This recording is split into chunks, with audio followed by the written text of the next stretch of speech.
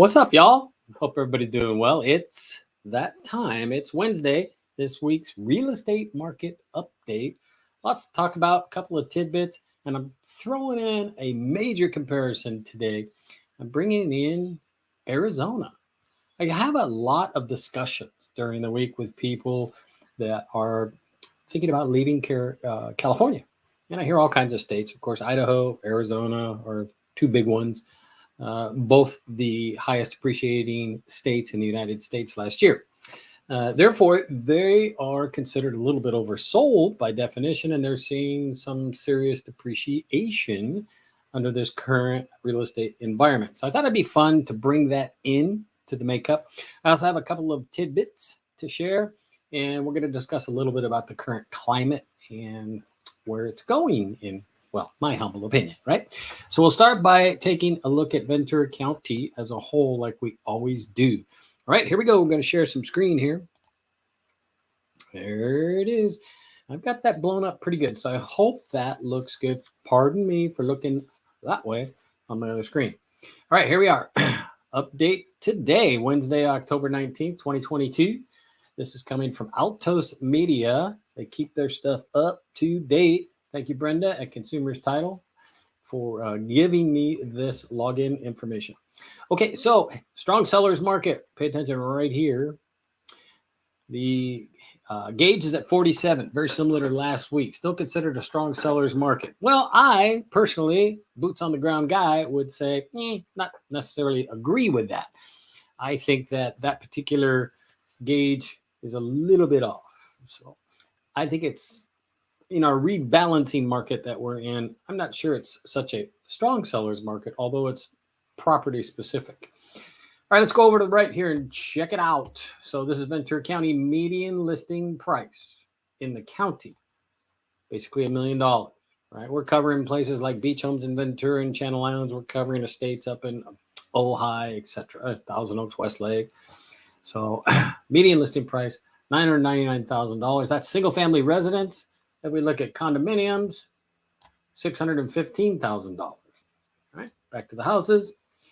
Price per square foot is at $531. Now, I find this graph to be a little bit interesting because I like to look at the trend going back to, as far as this graph goes, which is July 1. So it covers July, August, September, and this part of October, which I think gives us a pretty good read, 3.5 months, on what's going on in the market. I'd like to look at these graphs. So look at this here, right there, July 1st, $531 per square foot. And look at the little worm, right? It's just keeping right in there, 520s, 530s, and to 531. Pretty steady overall, right? So no big giant dips, pardon me, no big giant spikes, just natural little worm graph there. Days on market. Let's check this guy out. Big indicator, right? How long is it taking to sell a home? Well, 2 years ago, a couple of days, right? Kidding, but quick at the end of the day. So here we have 79 average days on market in Ventura County. All right. So if we go back to July 1st, it was 55. So we've seen a pretty substantial increase there, 24 days or quite a percentage. I can't do the math that fast. Put it in the comments. Help me out. Okay. Price decrease. Another leading indicator, 42%. That kind of squeaked down a little bit from basically 45%. So we're seeing a few less price decreases. However, let me flip over here. I don't know if you can see that. You probably can't see that. But new listings over the last week, Ventura County, 200. Price reductions, 210. That one's a little bit interesting because that's not typically the same. They don't typically go side by side like that. We typically see listings, price reductions. Telling sign. Okay, as promised, I got to look at Arizona because I think this is interesting. Ventura County, $999 median price. Phoenix, Arizona, $452. So you could buy 2 homes over there for the price of 1 here. $285 a square foot. Now, if you remember back here, how I commented that I felt like the square foot price in Ventura County was pretty darn steady. Look at that guy. Right? So this guy is just steadily declining. It's not that big worm curve thing that keeps, kind of staying in sync along the line.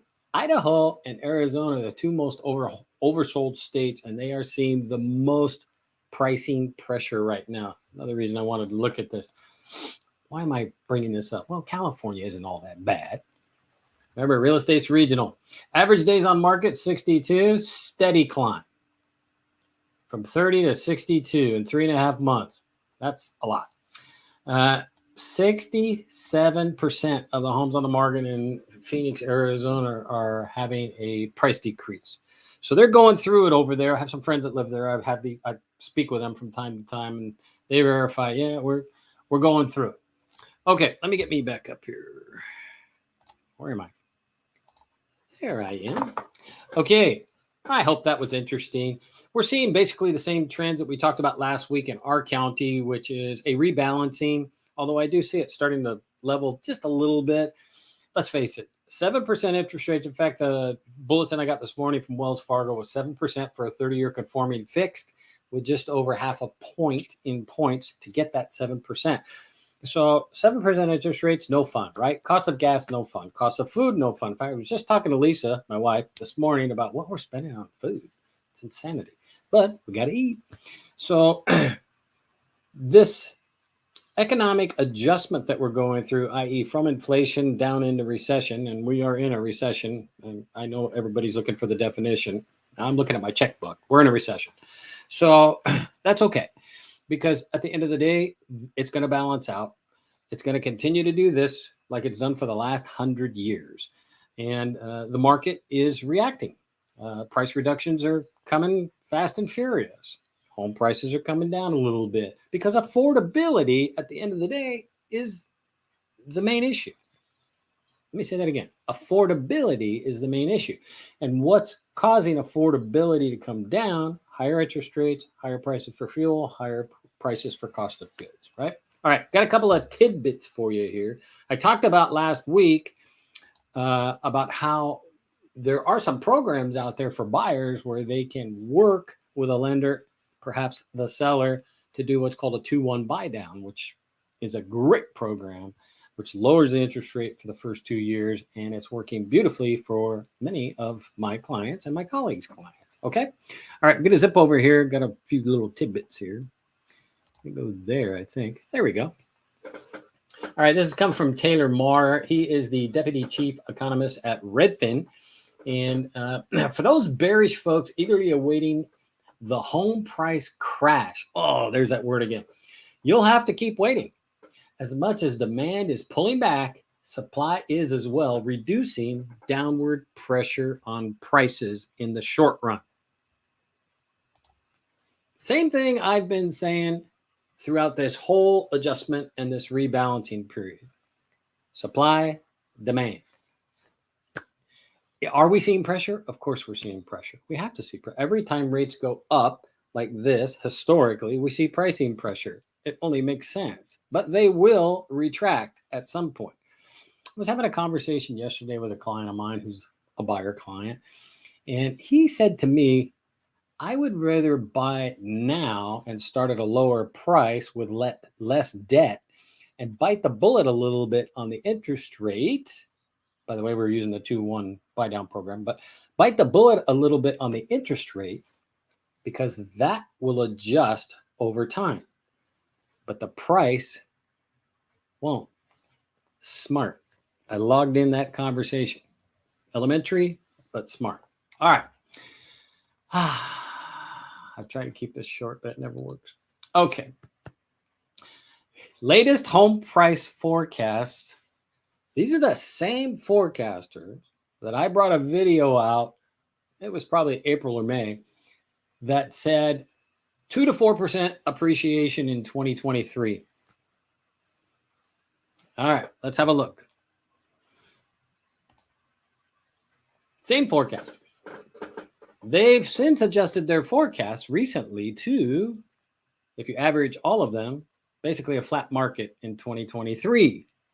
You can see MBA 2.8%, home price expectations survey 2.6%, National Association of Realtors 1.2%. So those are all appreciations for 2023. Fannie Mae says we're going to retract 1.5%, and good old Zellman, who's always the most bearish on the market, says we're going to go down 4%. So I found that interesting that I found it interesting that the price forecasts have changed twice over this year, and all of them are doing this, slowly doing this. It's taking them some time to buy in. Well, I can tell you, boots on the ground, yeah, prices are coming down. I can't tell you what's going to happen in 2023. No crystal ball on my desk. All I can do is look at data, all right? All right, going back to the other side. There we are. This comes from Len Kiefer. He is the Deputy Chief Economist at Freddie Mac. I love reading all these things. In case you haven't figured it out, I'm like a geek at night reading all the news. While there might be little statistical difference between a small positive number and a small negative number, there are huge differences in how they may impact behavior. Whoa. Interest rates up, freak out, right?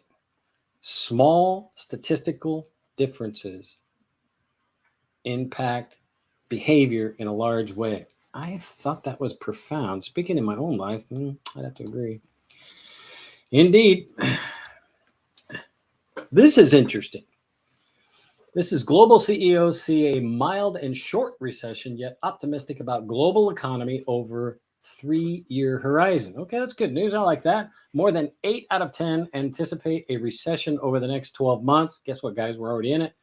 With more than half expecting it to be mild and short. From their lips to God's ears.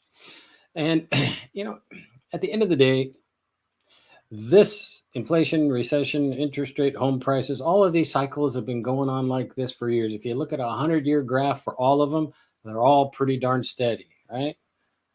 Can't go up like this forever. Can't crash down like this forever. Think of the housing crisis in 2008, right? Talk about tanking. Well, look at the rebound.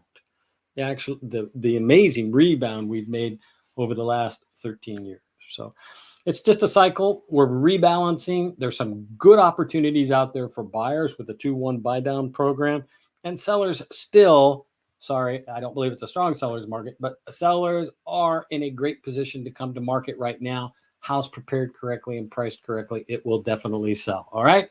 That's it for today.